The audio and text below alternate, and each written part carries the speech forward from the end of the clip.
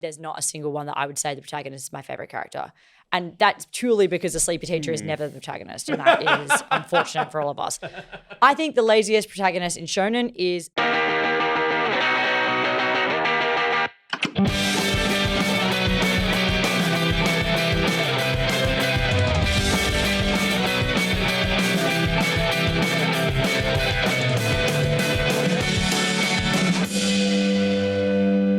Well, hello, and welcome back to Gateway to Anime. How are you all? What's going on? We are the podcast where we try and throw open the gates to anime, where we review all the brand new stuff and give it to you, as well as deep dive into the classics. Ever wanted to get into anime but didn't know where to start? We are the podcast for you. I'm your host, Sam. Charlie, how you going? I'm good. Once again, excited to be here to talk about our favorite topic, which is anime. One day I'll get over it. No, I won't. What I'm talking about, anime is great. Watch anime. I'll never get over it. That was amazing. Felt the energy. Graeme, how are you? Good. Yeah, I'm ready to channel some main character energy myself and talk about protagonists. Yes, indeed. Today we are talking about anime protagonists. What makes a good protagonist? What makes a bad protagonist? Not dissimilar to the villains episode we did recently. We do have another video on YouTube where I went through my top 3 protagonists of all time.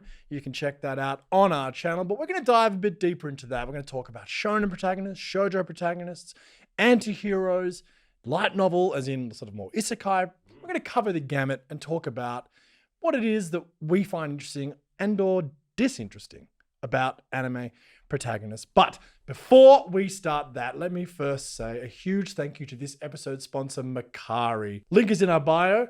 Check it out there. Thanks so much for sponsoring this episode. Can I ask a genuine question? Mm-hmm. Is disinteresting a word? Yeah, I believe so. Uninteresting. Uninterested? But you're disinterested. But are you uninterested? Or disinteresting? Disinteresting. Because it would be uninteresting. Uninteresting, yeah. You disengage, but do you disinterest? True, disengaged. We're asking the big questions here. That's on true. Gateway to Anime. Yeah. Grammar. It's everywhere. The heavy questions. Anyway, if you like what we're doing, you can find us on Instagram, TikTok, and of course YouTube, where hopefully you're watching this. But if you're listening to us, you can give us a review. Just go on Spotify, click that 5 stars. Really does make a massive difference. And if you're listening through Apple, you can leave a review. It can be a little sentence, but it really does help. And if you really like what we're doing, you can find us on Patreon, where we give you new content every second week. We do an extra episode on top of these ones, just for Patreon only. Early releases, behind the scenes footage. You can join for as little as $1.50 a month. Really does help. Anyway, protagonists. What are we thinking about protagonists, guys? I mean, I have a lot of thoughts about a huge subject matter, which we are currently like, where do you want to start with that? So I think we need them. We do. That's about it. And even if we don't need them, we kind of have to have them. Have someone. Is there a show which doesn't? I mean, I guess Ensemble Casts. Ensemble Casts, yes. I can't like anime. There are a few shows with Ensemble Casts. Yeah. Bakano, that's a huge ensemble cast. Yes, very true. Yep, that's about it. I think in my head, no others. There aren't many. One example. I mean, of course there are many, but like the more popular shows that we see and generally talk about have a strong protagonist. Of course, you get dual protagonists sometimes as well. Kagayama, as an example, pretty much 2 50-50 protagonists. Oh, I reckon she's more of the protagonist. Probably. Like I think she's featured 40 more. though. Maybe. Yeah. It wouldn't be heavy. Yeah, and they do. Because like to be a protagonist, I mean, this is so stupid.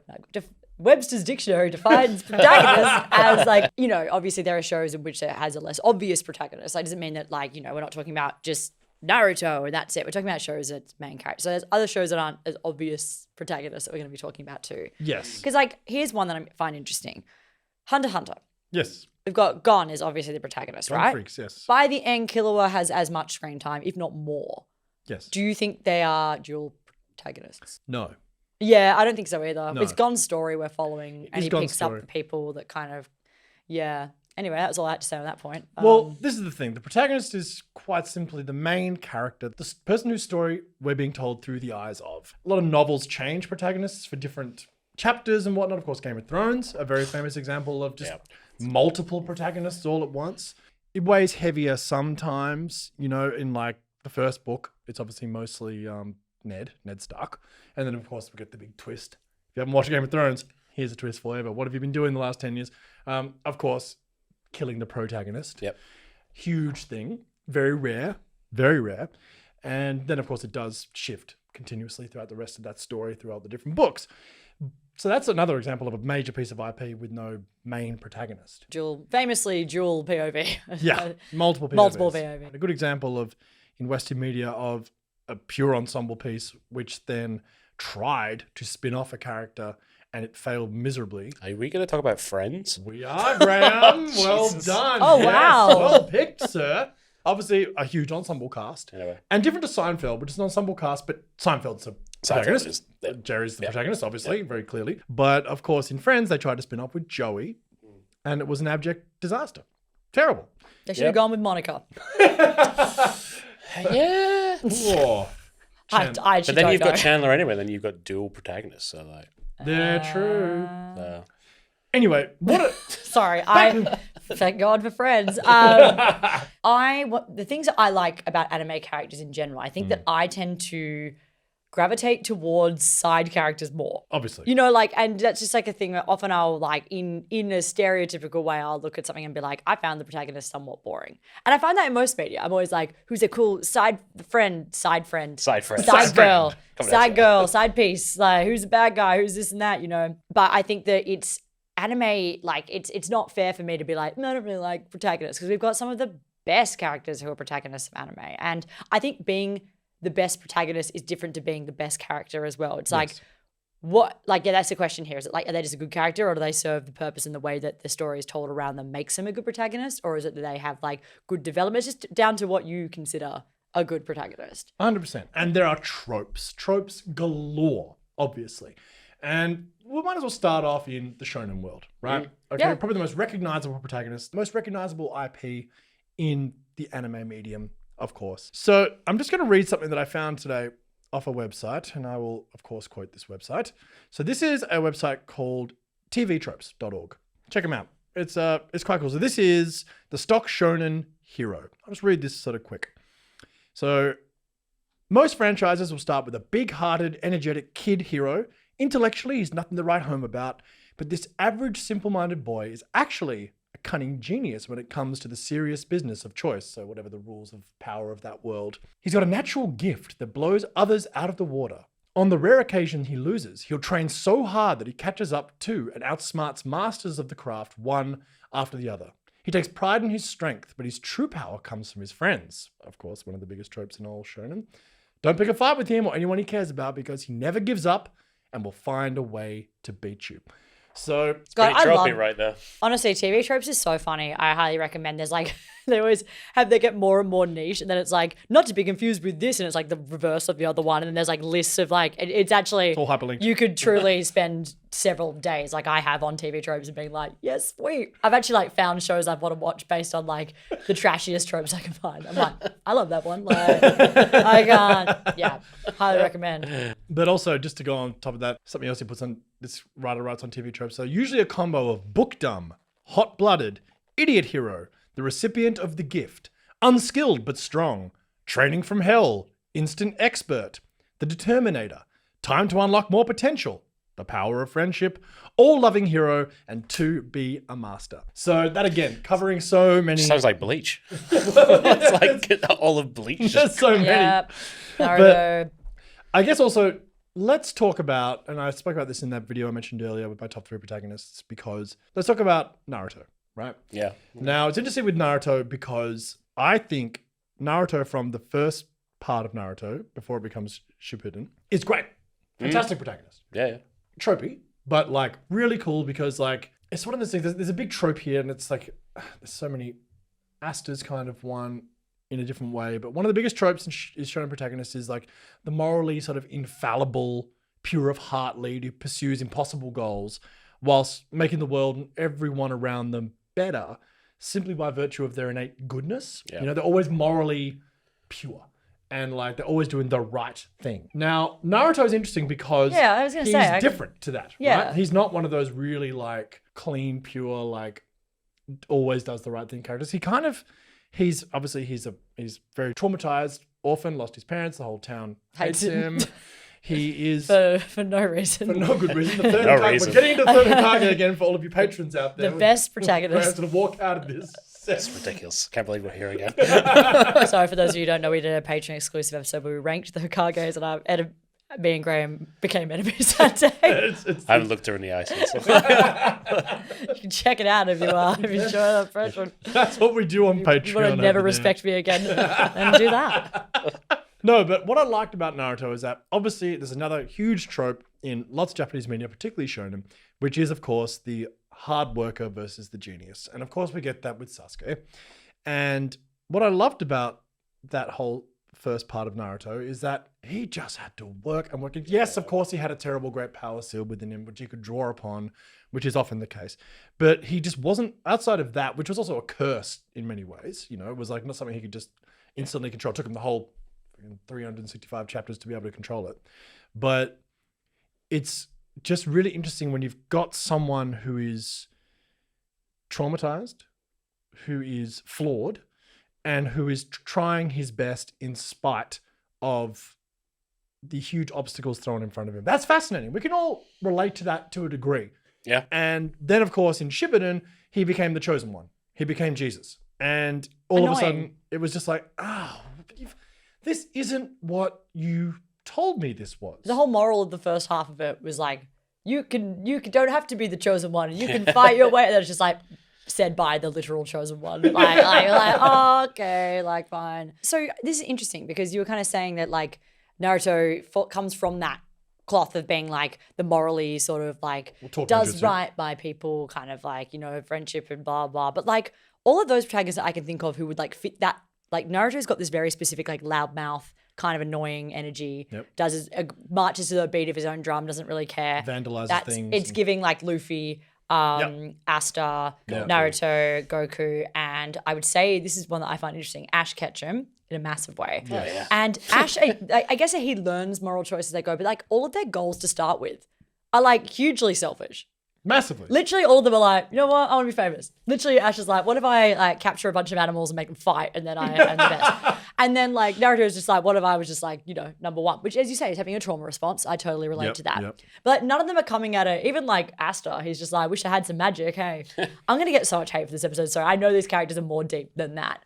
But I think in terms of just like a blanket rule, like they're not coming at it to be like, I just want to like protect my family. I just want to like, you know, that's not where their main goal to start with comes from. Do they get there? Yeah, and they do care about their friends and that becomes a learning curve. But That's the big thing. Yeah, I don't know. Well, there's, I guess a good example of that is someone like Izuku Midoriya is, I would argue, a very poor shonen protagonist. He's obviously, again, someone who doesn't have power and wishes it, but his whole story engine is to save people. That's it.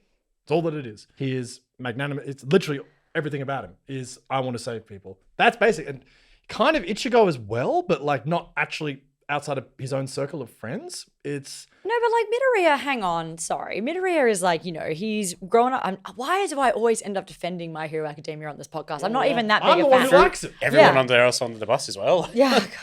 But Naruto, but Midoriya.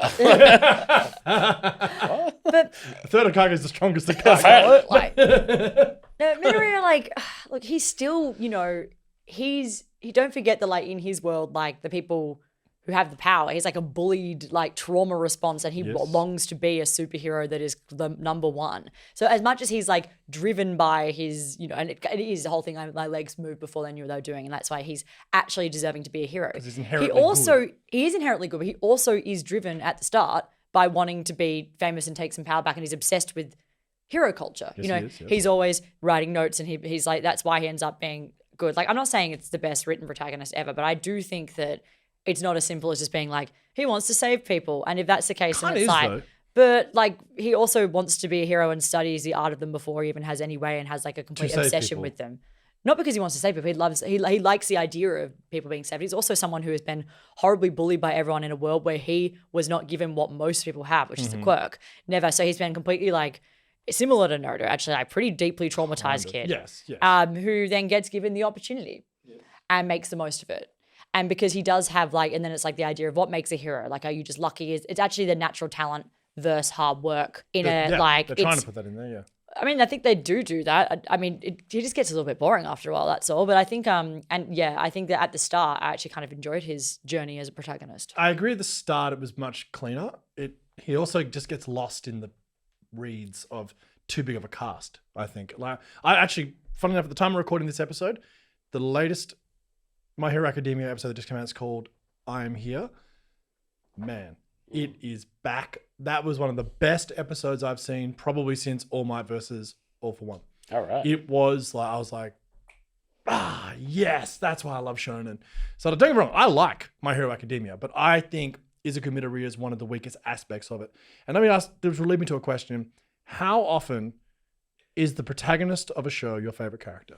I was trying to say, yeah. Like, but how it's very rare. It's very rare. I mean, you've probably got one, but yeah, I've got one. Actually, let's actually take this opportunity because it's sort of shown in a little bit adjacent. Let's dive into your favorite, and we can talk about how this kind of works. How they're different. So my favorite anime protagonist is Kagayama Shigo, better known as Mob. Mm-hmm. I don't know why, or I don't know how to express like why I like this character, because. So for you guys who don't know, the briefest story about this is Mob is in a world where psychics are abundant, different power levels, blah, blah, blah, blah, blah. And when he's young, he hurts his little brother, which kind of like traumatizes him, and he doesn't see his powers as a gift, but more as a curse. So he sort of really shuts himself down and hides himself from the world, and it kind of emotionally stunts him. And then throughout the journey of the next few seasons, he sort of learns to open up and, realizes his powers are not a curse and blah, blah, blah, and can use to help people. It's sort of like a deconstruction of those kids' TV shows like Stranger Things, where you've got a powerful sort of kid and blah, blah, blah. But what I kind of love about him is, one, it's the emotional journey of like a young man growing up and learning the world and say, hey, I want to be better than what I am. And accepting himself. Accepting himself and growing and all that stuff. But what makes it really interesting is like you're saying earlier on, it's like the nature versus nurture type of thing. He already starts off as the most powerful character in the world. Yes. And he sort of like doesn't value that. So it's about his emotional journey and wanting to become a more well-rounded person. So I think he's kind of unique because he's not this pillar of optimism and like we say Naruto's emotionally traumatized, but he's the most positive character in the fucking world. Like his literal catchphrase was what, let's go or whatever. Believe it. Whereas that's not Mob. Mob's like the completely opposite. He's such like a weak character mentally that everything he does is such a struggle. And I think that's what makes him unique. And why I love him is because he's not this optimistic sort of battery of charm, and he's a broken character that has to grow. But he's trying his best. Like, he's a sweetie as well. This is Like, it, that's the thing about Mob is that he Until is he gets like angry and gets to 100%. Oh, yeah, That's you the don't big want that. other story engine, by the way. But he's a bit of like cinnamon roll, as you would call it, like a little bit of like you kind of feel you're like, oh no, like I was learning to do better, he's getting taken advantage of by what's his name, Reagan. But yeah, I love Mob as well. I think I agree with you. He's a unique character and so powerful, and so like again comedic value in that protagonist. I think he's great, and it carries the emotional weight of the story too. He's great. He's great. But is he your favorite character in Mob Psycho, or is it Reagan? Because for me, it's Reagan. Yes. Look, Reagan's great. And like, even if you just look at Reagan's story throughout the arc of the fraudster who comes good, yes, you think he's just there to take advantage of Mob, but it turns out that's not really what he's about. He's a fascinating, but do I like him more than Mob? I don't know. Don't know. I'm going to say no, just because I kind of identify with Mob more than the fraudster, but... That's probably a good thing. I relate to Reagan. But he's a great character. Full of shit. I've been lying to all of you about what, like. Because you're disinteresting, but yeah. We've disinterested this podcast. No, I love Reagan. Like, I think he's such like the comic relief that he brings as well, and also like how he helps Mob sort of discover how to be not normal, because he's normal but needs to grow more. He's fascinating, but I don't know if I like him more than Mob. So before we go any further, this episode is brought to you by Mercari. Ever wanted to buy unique items directly from Japan? Well, you can do just that by going to Mercari.com. It's so easy to use as well. You just jump on Mercari.com and then you hit shop the drop, And then when you go over here, you can click down to Japan. And that's where you know that all the items you're looking at are from Japan. So then you're on the marketplace and you can look at all of their different items, collectibles, anime, clothing, anything you can think of, really. It's probably here. Mercari.com, shop the drop, check it out. Thanks once again for sponsoring this episode. The link is in the bio. So we've got a friend who comes on the podcast a lot called Gerald, who has this really big problem with apathetic protagonists. Passive protagonists. And I would say Mob does fall into that for a large portion of that show. I don't think he's apathetic. I think his goals are just of sort of like not where most anime protagonists should be going. Like his is not to become the best psychic in the world. His is to like have the courage to ask out a girl. No, totally. So the world around him is doing all this crazy shit, but he just wants to he wants to put on some muscle. He wants to join the body improvement club. I just think the way that the world is going, the way that Mob wants to go is like two different sort of arcs. Yeah, I'd say he's like passive to the overarching like narrative world. Yeah. But I actually disagree with that take. I love passive protagonists. You're like sleepy teachers, so yeah. Yeah. I was going to say the reason why I don't have any, I was trying to think then of any famous shonen, like, you know, like one of the big ones. If anyone from that other than one, there's one that actually is. Everyone else, I'm like, there's not a single one that I would say the protagonist is my favorite character. And that's purely because the sleepy teacher is never the protagonist. And that is unfortunate for all of us. I think the laziest protagonist in shonen is Tanjiro. Before going to Izuku, I was about to say Tanjiro as well. So yeah, Tanjiro is interesting. He's not passive in any way, shape, or form. No, we're off that topic. No, we're off that. I just meant that. But he is also another example of just fundamentally good.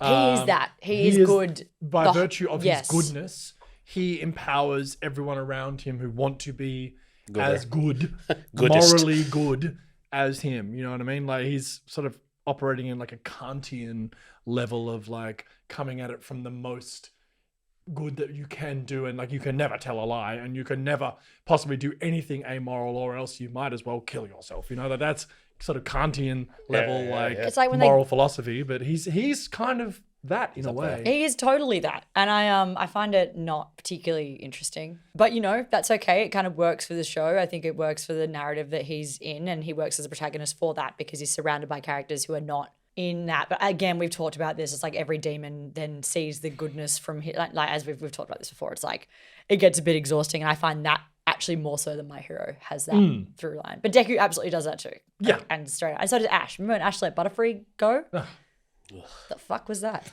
I can't. But beautiful moment. It was a beautiful moment in storytelling. Like, what the? You fucking idiot! You dumb fucking jerk! Like, it's got the sleep ability, you fool. I'm so helpful for you right now.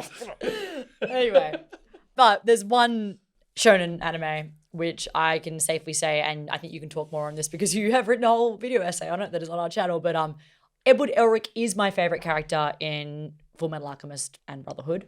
I actually think that, you know, Roy Mustang comes close. It's Roy Mustang for me, but Roy Mustang's pretty fucking cool. Yeah. I love Ed though. I love Ed. I think just as a character in general, and just the way that they navigate the world as a character, and they're pretty flawed, and you're having to learn a lot from a young age, and they're like I think they do a good job of towing, like the creator of Fullmetal Alchemist Brotherhood has done a good job at not making him like, he's a genius of course, but he's not like perfect in every way, shape, or like fucks up all the time, which I actually need. So I find characters like Tanjiro and even like Naruto towards the end, Ichigo, Jesus Christ, you know, it's like they can just do no wrong. Yeah. And you're kind of like, come on, like I really need a flawed, I mean, all the characters are larger than life. Like my favorite, you want to talk about Edward quickly before we move on?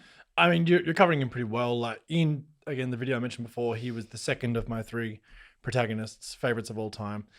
And I just think what is so wonderful about Ed is that he is a real person, you know, whereas like Tanjiro is an archetype, right?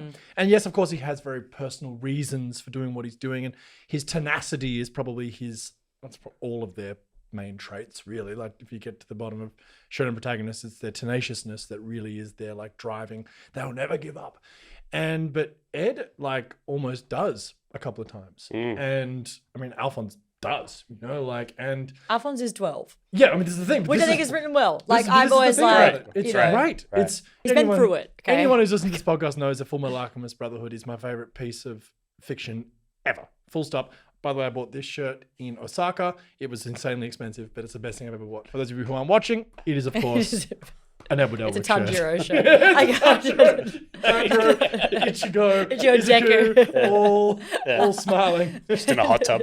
All saving people. Being so Beach. passive. It's a beach episode. No, but Edward is honestly, yeah. Again, unfortunately, he's not my favorite character in Fullmetal Alchemist Brotherhood, but yeah, Mustang for me, obviously. But he's just so interesting because he is a 14, 15-year-old kid trying to take on the greatest challenges in the world, and is a genius, but is seeing things and learning things so brutally. And because of his flaws and him trying so hard to overcome them in the face of literally world-ending calamity, the way him and Winry's relationship is written as well is fantastic. Like, look, if any of you are watching this right now and you haven't watched Fullmetal Alchemist Brotherhood, I don't know what to say. Please go and watch it. It will do, you will just love it so much. Like, I just can't speak any higher of that show. And you're right, Edward Elrich, incredible protagonist. Yeah, I mean, the thing about that show is that there's, I would say this is a grand, we love talking about the show a lot, but I'll just quickly say, like, a grand sweeping statement is that, like, every character in that show, like, every single one makes sense. Like, they all make sense. Like, it's as in their character motivations, everything they do, like, even if they're evil, even though this and that, they all... Even if they're tiny characters or Yeah. little sub-characters. It's such a well-fleshed like out... Hawkeye, like, ugh. Yeah, it's such Everyone. And it all ties together so well. But yeah, so of course the protagonist of that like doesn't disappoint and is like that. His major flaw, he's fucking short, you know. So short. And he And- hates milk. He hates milk. I mean, that's kind of fair. Are you A milk fan? like, what, are you gonna have a glass of milk right now? Like, what's Absolutely like not. that? Got some cookies? Yes. Maybe some cookies. Hello. Well, let's move off the shonen. We'll get train. back there because We'll another keep one. looping back. I mean, quickly before we get off the train, because I've started, like I've started the Mugen train. Sorry, I don't know what I'm saying. I will say, Gon is another subversion of a shonen protagonist. Yes. And we've talked about this many times before. Gon from Hunter x Hunter is a character that comes out of the gates, and you're really like, oh, gee whiz, like I'm a good kid, like very Ash, very full of energy and Very very naive. very like. Talented yet gusto, and everyone like who is friends with them is better for it, and blah blah. And then they've got their like surly, sleepy friend, and then they turn out to be nice. And then they kind of sorry, this is a really bad explanation of Hunter x Hunter, but I think like without spoiling it, I would just say that the way that Togashi actually like sprinkles in the character changes for Gon as you go along, and you realize that like it's actually a bit of a look of the darker side of that sort of like intense kind of characterization. And by the time you realize what's going on, you're sort of a bit shocked by Gon's actions. Like he's doing some crazy shit. That's fair to say, right? Absolutely, like, and yeah, I find that a really amazingly well written. So Gon is not my favorite character in Hunter x Hunter because again, these shows are stacked. Like, and Killua was probably my favorite character. I'd say, is it Killua? Yeah, I was like, wow, just really, really shocking everyone here. It's Killua, it's beloved. Oh yeah, no, sorry, it's Crollo. Oh, it's Crollo? Yeah, Wow, Crollo Lucifer. Okay. love him. Anyway, but Killua and Gon, like I do think that Gon is an incredibly written protagonist. And do I like him? Not a lot of the time, but I think that it makes for compelling narrative structures around him and his story. So I think he is a great protagonist. Absolutely. I mean, Yuji Itadori is an interesting protagonist as well. Obviously, someone, again, motivated by trying to save his friends, and not actually, I wouldn't necessarily say like is one of those like inherently good. Like He's not a motivated bad by guy, that. He's trying but to have a good death. Yeah, but, which like, is when- an interesting. What I think makes him interesting. Well, I mean, when the show starts, it's basically like, hey, you haven't got a choice. Sorry, you're gonna die. You know, but like he's literally like not given a choice and has to kind of roll with the The not punches choices? there. Yes. Yeah, because they're Yeah, like, yeah. oh, we're just gonna kill you unless you agree to eat these fingers, and then also, by the way, we're gonna kill you then too.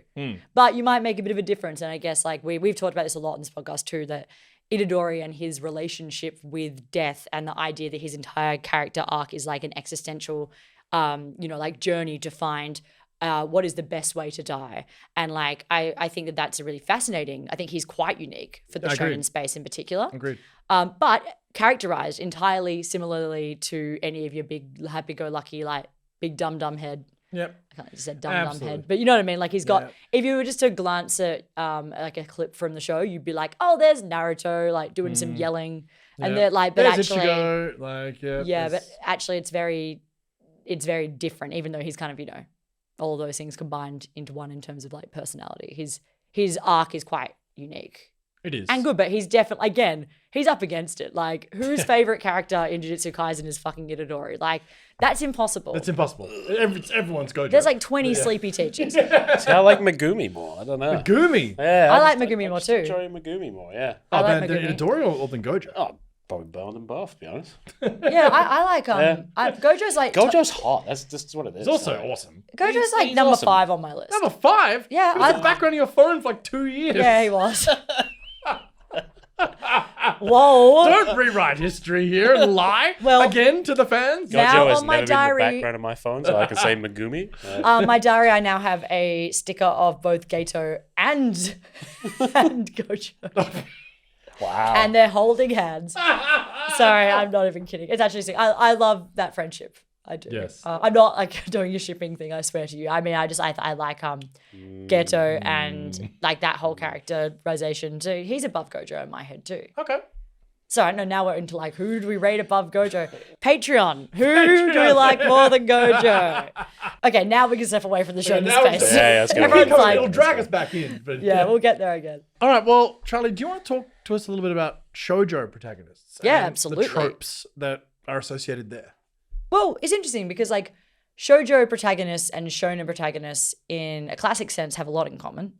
So if you're thinking magical girl, if you're thinking Sailor Moon, you're thinking that kind of storyline, you've got often somebody who is like a normal person who then sucked into like like maybe more like Isekai actually, if I'm thinking more about light it in novel. like light novel. But I mean, you know, the idea of like Sailor Moon as a character in general, who is actually, she's a great fucking protagonist too. She's a hot mess. She's like, oh my God, I just want to like go to school. And then she's like, fuck, I have to fight all these people. And I'm like, she's always crying and always kind of like doesn't want to do the thing. And that's completely fair enough because she's I identify she's with just that. thrown in out of nowhere and it's like not that fun. You know, it's like you get a cool magical girl transformation and that's awesome. But like I would love actually life is pretty difficult and she's having a hard time and she's scared.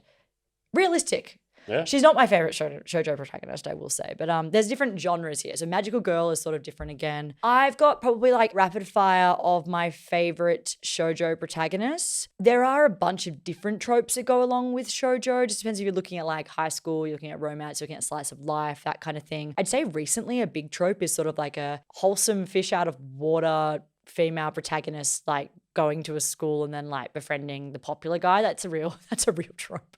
Okay. And I always love those, like endearing, and they're often like these characters, like Skip and Loafer is coming to mind because I couldn't go 5 minutes without mentioning that show.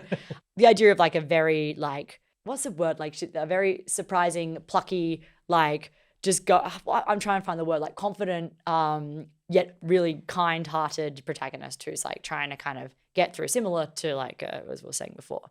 But then they're not on the top of my list for my favorite.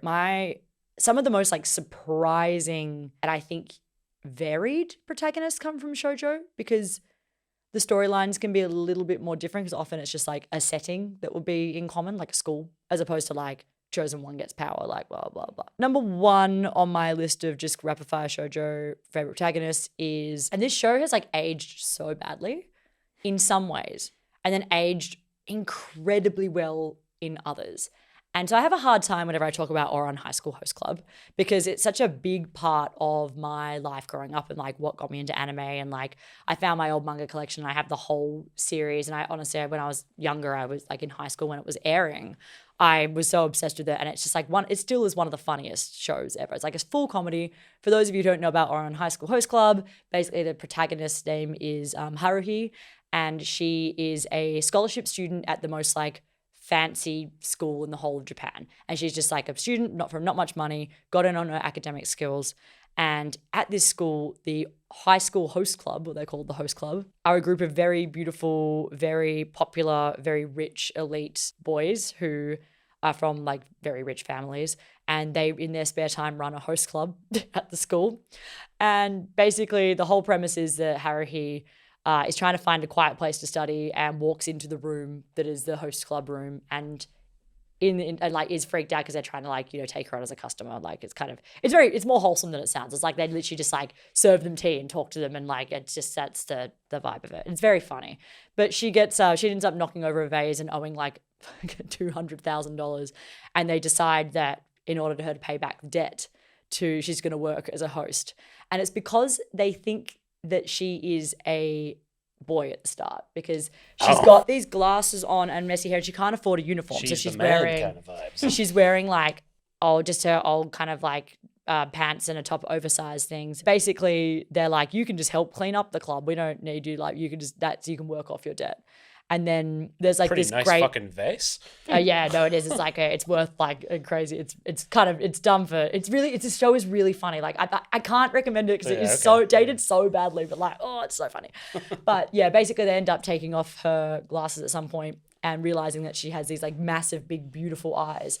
And then like the head of the movie. host, what's the thing where it's like the girl, anyway, glasses, and then the head of the host club is like, hang on a second, you didn't mention you were handsome. And so they get like her or him, they think, and she just kind of goes along with it, and she ends up get her a uniform made and put it on her tab, and they're like, you can now be a host as well. But then they realize, like everyone else kind of realized to go along, that she's actually a girl. She just doesn't mention it at the end of the first episode, and she goes, you know what, I don't really mind. Like I don't mind wearing men's clothes, and she's like, I kind of gender doesn't really bother me either way. Yeah, right. And like this uniform like is really nice, and I don't have one. Would it bother you if I just did this? And so she then spends the rest of the series pretending to be, or like dressing up as a boy and just kind of being a male host.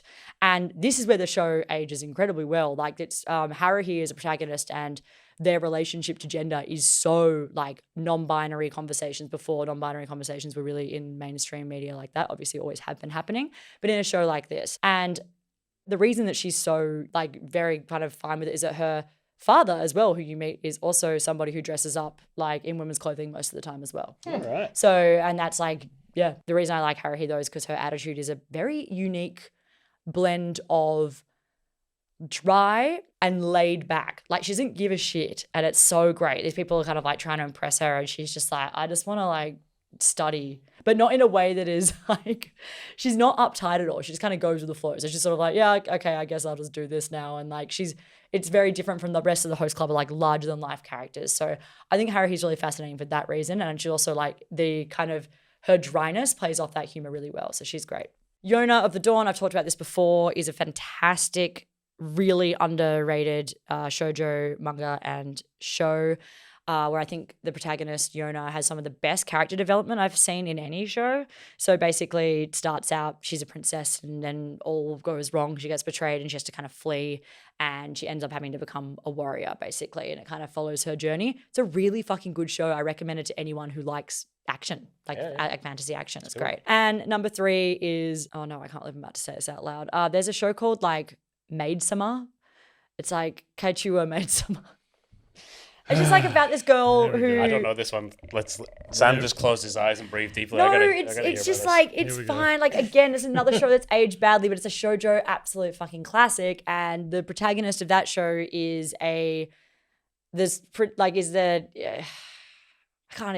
basically she goes to this school that has recently just allowed boys to become co-ed, basically. And she's the school captain, and she's like, no, the boys are not going to like, she's like, that's it, like, I'm going to keep them all online. So she's like really strict and trying to make the school still have a good reputation, even though, because she's just like, screw these boys. Anyway, it's kind of funny. She's great, but in her spare time, so she kind of leads with like a bit of a, iron fist at the school. But in her spare time to make money, she works as a maid in like Akihabara. And one of the people, and she does like a double life kind of thing. But what I liked about it is that like, they never are like judgmental about her. I mean, it is weird because she's a high schooler as a maid. Like, that is weird. I'm not recommending this show. I watched it when I was in high school. That's all I'll say. It's a very much a PG, like a G-rated shoujo comedy. It's not like, trying to be that. But I like her because I think that she is forthright. I think that she is just a really tough character, and also someone who, like, I don't know, the kind of a relationship with the maid stuff is not judgmental. She's never like judging anyone or herself for working or doing that. And it's like, I don't know. I actually think she's a really good character too. And also, of course, Toru Honda from Fruits Basket, who again, nowhere near my favorite character. The other ones I mentioned are all my favorite characters from that show. Wow. So they actually are like, that is, but Toru Honda I think is a good protagonist because she's fascinating character. And at first you're like, oh, she's just like a sweeter, like classic shoujo protagonist, like super sweet, like winning everyone over with her earnestness. And then you realize it's all like this giant metaphor for trauma. And that's her like trauma response. And like sometimes being a people pleaser is like really bad. And there's like an example of what you shouldn't do. So that's just like more the show subverting though, and less kind of her being my favorite though. Anyway, this has been rapid fire me with my shoujo protagonists. Great. There Yeah, you go. So those three I do think are really good characters. And for the most part, my favorite. So different to Shonen then, where they're often, not often, but there's no way I've got 3 Shonen animes where the protagonist is my favorite character. Not even, no way. You know what though? I think it's because the 3 shows, other than Fruits Basket actually, that I mentioned are, and Yona's a bit different. The other 2 though are like comedies. Yeah. So I think that when you've got comedies, you have like more room to have like a bit more personality in your protagonist. Yeah. So, you know, it's like similarly, I mentioned now this is like Josai, but my favorite anime protagonist in the last 10 years has been Mao Mao from Apothecary Diaries. Mm-hmm. Such an amazing character because they're allowed to be such a strong, not obvious. Nuance? No, like it's just like they're allowed to be like unashamedly our character. Like this character has so many idiosyncrasies and like all this stuff that they can do that is a part of the show. And the show is kind of built around like Mao Mao's and her personality and what she kind of does, being a little bit offbeat. And that's great because, and I swear I'll stop talking in a second because my favorite anime protagonist of all time is Okubi from Steins Gate. Rintaro Okubi. Okay. And this is a character who is truly allowed to be goofy, zany, out of this world. Anyone who hasn't watched Steins Gate, it's an absolute classic. It is. Please watch it. It is a time travel, psychological comedy thriller. Like there's so much in that show that is so unique, and I truly think it's one of the best, most it's not underrated. People love that show, but we don't talk about it enough anymore because it just kind of is a bit older. It's kind of lost to time a little bit. I think people still love Steins Gate. Hardcore anime fans are all about it, right? Yeah. Like it's on Mal. I think it's 2 or 3 on Mal. Yeah, as it should be. But if you don't see it talked about much in discourse at the like all these youngsters out there. I don't know. It's old. It's old. Which is crazy to think. It came out in 2008. Yeah. Yeah, which isn't that old, but it's old enough, you know. Like It's like 20 years. don't say that. I think that he's in any other show. If you would watch a clip of this, you would assume that he's like the zany offsider best friend. Yes, true. As a main character. But no, he's a full protagonist and he's a fascinating one at that because you really have to get to the bottom of his performative nature. Yes. He does a lot of like talking in third person and being like, you know, I'm a mad like scientist. refers to himself as a mad scientist and runs the science, what are they called? The science, the secret bananas, science yeah. lab. But like, yeah, it's a, you know, Watch it's, Steins Gate again. It's Yeah. actually, you know what? It's due. I'm due a rewatch. I haven't watched it since probably 2010. yeah, it's a fantastic show. Yeah, it's one of those it's ones great. that's good on the rewatch too because you're like, oh yeah. Time travel's always tricky, right? It's one of those ones, unfortunately, that you do have to get through about 8 or 9 episodes before it really kicks into gear. And then in hindsight, you're like, fuck, that was sick. Because Yes. you realize what's going on. But it's also, especially if you're newer to anime, it's capital A anime weirdness at the start. You know, like the first few episodes, a lot of the characters are really bombastic, really over the top. Sort of there's a maid character and there's all this, and he's actually quite off-putting to begin with. You know, He's a lot. like, They're all huge yeah, personalities. all huge personalities and like very, very wild, bombastic, off the wall. God, but you care so much. It's But so then when well it- done. When it clicks, you're like, oh my god. And you realize why everyone's like that, and they don't feel by the end, they don't feel like over the top characters at all. No. It's really great. It's a really great show. And Yeah, I'm glad I've go just watch. re-inspired myself to watch that. Yeah, we're all going to go watch Steins Gate. Yeah, right now. Despite the fact that the fall season's about to drop and there's like Oh, 15 yeah. shows we're all going to have to rewatch. Steins Gate. But let's move into Sorry. now light novel and or sort of isekai protagonists because that is also a really interesting field because Is anyone's favorite protagonist an isekai protagonist? Like, People love Subaru. yes. here's the thing, and I was all about right. to say, Subaru is actually having just written, you can check out our video on YouTube right now, just before ReZero comes out. Actually, by the time this episode's come out, first episode would have aired. If you want to catch up, check out our recap video on YouTube. It's got all the information you need to get back on top of it. But I think Subaru, thinking about it, is close to, might not be my absolute favorite character in ReZero, but he's very close. But what I love about Subaru is that he kind of sucks. Oh, he sucks. He sucks. But that's what's so inherently interesting about him, right? He's like, before we get fully into this, just to contextualize, a lot of the characters in light novels, and which generally Isekai, they're NEETs. So that means not in employment, education, or training, and or Hikikomori, which is a more extreme version where basically they're shut-ins. They're people who've given up on society. They live in their rooms. It's a distinctly sort of Japanese social phenomenon, but like the term is starting to be picked up more broadly across the world now. But it's very, very interesting because a lot of these characters are social outcasts, or, you know, what some might consider to be like losers or whatever. But then they get transported into these worlds and they're gifted godlike power. So in many ways, a lot of these characters, their hikikomori or NEET or sort of more social outcast nature is almost dropped very quickly. So like for something like Overlord, right? Which I fucking hate this show. Yeah. But the main character is not actually a hikikomori or anything, but he's just someone who's living a very salaryman-like existence, just living the capitalist sort of Japanese workman life, and he's got very little to live for apart from this game. Not a huge amount's known about him outside of that, and then he just goes into that world and is like, just becomes a psychopathic god, where he just doesn't give a fuck and acts like a psycho. And that's about it. You know, I mean, yes, Overlord fans, I know there's more to it than that, but like, not much. So those sorts of tropes I can't stand. Subaru, on the other hand, obviously comes into this world, is gifted a power which is really awful, and as a result keeps making these really horrible, selfish, stupid decisions over and over and over, sometimes so annoying when you keep watching him loop back and forth, because obviously if you haven't watched ReZero or haven't know anything about it, he has a power called Return by Death, where basically he can rewind time, and his save points keep shifting. So the story keeps moving forward as he sort of passes certain checkpoints. But otherwise, when he dies, he goes back to that checkpoint until he clears it and it moves forward. As a result, ton of trauma. Ton of trauma. And he's also, what I like about ReZero 2 is that we do dive back into his life. In season 2, when he goes back and part of the witch's trials, he then has to confront his parents. And he has to confront his parents about not living up to their expectations, living in his father's shadow. And that is kind of the major driving force of why he is like he is. And him in the real world and him in the fantasy world have the same problems. You know, it's just amplified because it's in this huge, crazy fantasy world. But really, at the end of the day, we're just talking about an insecure guy who doesn't value himself and hates himself. And that's fucking relatable in many different ways, on a huge scale, obviously. But like, I just think that is what makes Subaru such an interesting character. And he's not the coolest, he's not the most, but I think he's the most interesting. Except Rem's best girl, and that person who commented, you're wrong, Rem's best girl, fight me. Rem is best girl.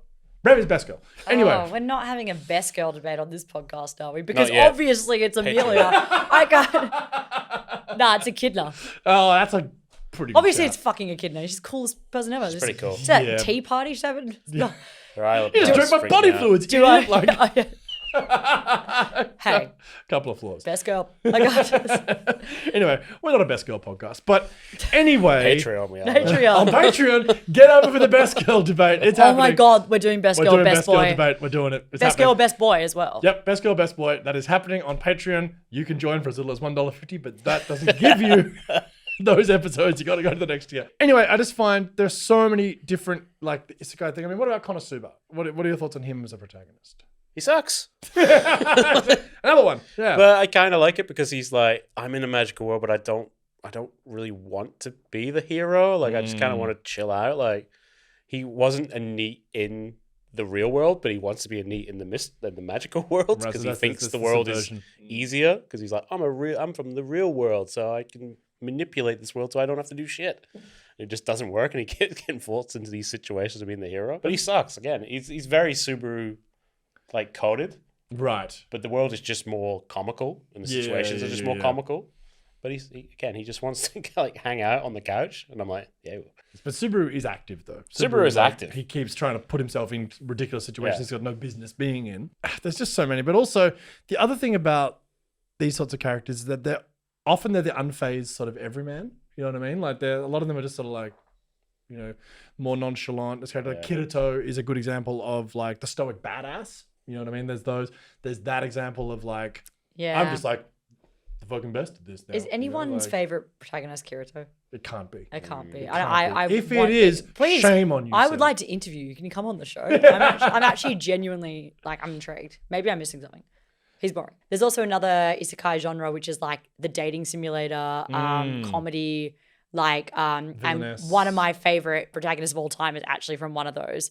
They're pretty boring now. Like there's like too many and it's kind of Okay. like the same thing, but this one is really good. It's my next life as a villainess, and Katarina Claes, as we call her, Baccarina. She's one of the funniest protagonists in anime history. She's a hilarious character who just like stumbles through, obviously reincarnated as a villain in a Otome game, and then has to Explain like. what an Otome game is. for people who Otome don't game is a dating game, but it's usually a like reverse harem or reverse dating simulator. So it's like one woman and multiple romantic interests, often men in this case. And usually in these games, there is always like a villain character. So she gets reincarnated as the villain. And that happens a lot now. That's a super common It's a real trope. trope. But this one's really funny. And then but like without knowing, she's just really a classic like Baccarin. Like she truly is just dumb, and like it's very funny. Like just goes through life just wanting to eat some food. Doesn't really care. But then everyone ends up falling in love with her. But it's really funny. Like even the protagonist is like pretty in love with her as well. Like, and then like she's just kind of unaware and going through this. Like it's very funny. So Baccarina, I think, is also a top tier protagonist. Absolutely. And my favorite character in that show, for sure. Well, so before we finish up, which we're close to doing. Whoa, you're not going to talk about Legend of the Galactic Heroes? Was that what you were about to say? Yes, it Oh, was. Jesus. I literally was like, I'm going to bet money that Sam's going to I mean, sorry, you also haven't talked about Thorfinn, which is the other thing I bet. Yep, that is another very, very. Look, there's the problem with this is like I'm sitting here now. We're about at the hour mark, and I could keep talking about this for like another 4 hours because also Guts from Berserk. As I well. love Yeah. I was going to say Guts. Guts from Berserk. Yeah. Thorfinn, of course. Freerin. Absolutely. Like it's becoming more common for incredible protagonists, but of course, a show where the protagonist or dual protagonist or deuteragonist, whichever term you want to use, is my favorite character in the show by miles, is of course young Weng-Li from Legend of Galactic Heroes. But it's interesting because there are 2 of them, right? So it's not like he's just the sole protagonist. But that is an example of a character who is just so fascinating. And they do that show so well with the dual protagonists because they're so different to one another. And it's not dissimilar to how most rival dynamics work in fiction. Same with Death Note, right? Where you've got Ellen Oh Light. God, another completely- great, like another incredible protagonist. Of course. You know, an anti-hero. Comment below if we've missed a protagonist. That's how I want to get heaps of comments. Engagement, Yeah, engagement, thanks, guys. engagement. Actually, everyone, can you comment every single protagonist that we've missed below, please? Let's comment in video on YouTube. Please. But young Weng-Li is just, he's so interesting. He's interesting because like Gerald loves him as well, and he is a passive protagonist because he is thrust into his position where he doesn't want to be. Whereas Reinhard von Lohengram is the opposite. He is like the most ambitious man who ever lived, and he's like Julius Caesar sort of type, Alexander the Great type figure who's like going to take it and bends the world to his will. Whereas young Weng-Li is a historian who has no real choice but to keep getting promoted because everyone around him's fucking stupid, and he just happens to be the smartest, best military tactician who ever lived, and he's just like, fuck, no man, do this, do that, fuck. And then I feel like, and also what I love about young Weng-Li as well is that he really is one of those characters. A lot of these like war stories, like Kingdom as well, these sorts of things where you don't really have characters who even think about the lives that they're throwing away. I guess that's history, that's war, it was just how it is, like these people didn't, generals didn't see the soldiers as more than that. They were dispensable. But young Weng-Li is so fascinating because he feels the deaths and he knows and he intellectualizes it to the point where he's like, man, I'm responsible for millions of people's lives and I've killed them. Me, I don't want to, but I am. So what does that make me? You know, like, and that's the most fascinating thing about him. He philosophizes frequently about humanity and war and the nature of humanity and war itself. Are they intrinsically linked? Legend of the Galactic Heroes, like Fullmetal Alchemist Brotherhood, one of the greatest bits of media of all time, but of course it is very old, very hard to find. And the hard part about getting into it is that it is so janky because it's literally from 1984. So bad. 1986. But it is just, young Weng-Li, absolutely extraordinary. I just cannot love him more as a protagonist if I tried. So there is a good example. And again, it's not a shonen, obviously, but that is one of the few shows where I'm like, well, it's a seinen, right? It's a seinen. So we've got, and again, it's sci-fi, so many protagonists that Spike Spiegel. I was going to say one of the major ones we've missed. Like truly, actually an incredible protagonist. Incredible character, and I'd say most people's favorite character from Cowboy Bebop. Very many. Yeah, Monster, Tenma. Oh no, Grimmer. You know what? Grimmer, every day of the Yeah, week. I don't know if I'm like Tenma, like... Nah, Tenma's actually kind of annoying. I feel bad. But I feel bad he's for had a him, bad but- run, but I'm like, It's all about Grimmer, dude. Grimmer's one of my favorite Yeah. characters in anime. He's incredible. yeah. Sorry, Incredible. Tenma. Just taking a hit after hit, aren't you? Lunge also. Light is one of my favorite characters of all time. But L's infinitely better. But I think Light's an amazing protagonist. What a Yes. fascinating protagonist. Yes. Yeah. Thorfinn, of course, Guts, Berserk. Look, it's so interesting what makes a good protagonist because, again, we've sort of shown that there's so many different exceptions to rules because, like, young Weng-Li, passive protagonist, one of my favorite protagonists of all time. Guts, obviously, again, quite a simple kind of driving force of like just Force of nature, rather. just a force of Trauma. nature, trauma, but trauma, like yeah. he's a trauma child and he's living in his universe and like it's kind of a bit of an animal, really. Like he's I don't like him for most of the story. he kind of sucks. He's just I like don't like him he's just like until much later on. he's just a killing machine. Yeah. Then you're like, who am I supposed to be rooting for in this show? You're like, I guess I'll go for Griffith. Like, oh shit. But yeah, Thorfinn. No. Thorfinn from Vinland Saga has one of the best journeys of Absolutely. any protagonist. Like that second season of Vinland Saga is one of the best things I've watched ever. That like from season one. Season one's great too, don't get me wrong, but like you can't have season two without season one. A lot of I remember reading the Reddit comments and being like, why are the Vikings caving each other's skulls in? What are we watching these dudes farm for? And I was like, you shut up. And you watch a character development arc, you son of a bitch. But Plus, they were Vikings. They were farming most of the year. Yes! Then going off to kill. then caving in people's skulls. Yeah. But Little light caving and then back to farming. That's fun. Anyway, look, we could honestly do this for hours. In fact, we'll probably have to do a part 2 of this. And I think we'll have to do a part 2 of villains as well, because honestly, my God, can you talk about this stuff? And we went deliberately broad today for a reason, but like we can, specify a little bit further and dive deeper into other things later on down the line. But thank you all so much for watching. Much appreciated. I hope you've enjoyed this. Please do comment below on your favorite protagonists, or if you disagree with anything we've said, hey, hit us up. So a huge shout out to this episode's sponsor, Mercari. Thank you so much for sponsoring this episode. The link is in the bio. Check it out if you want unique items from Japan. Well, you can find us on Instagram, TikTok, and YouTube, where hopefully you're watching us. If you really like what we're doing, you can find us on Patreon for as little as $1.50 a month. You can join. It really does make a huge difference. If you are listening to us on the audio platforms, please give us 5 stars on Spotify or give us a review on Apple Podcasts. Really does make a massive difference. Anyway, Graeme, Charlie, thanks so much for chatting about protagonists. It's endlessly fascinating. I had a great time. Lots of fun characters. Oh man, it's so good. So good. So many leading characters in these shows. The storylines. Main characters. That's heaps. Anyway, we'll catch you all next time. Thanks very much. See you soon.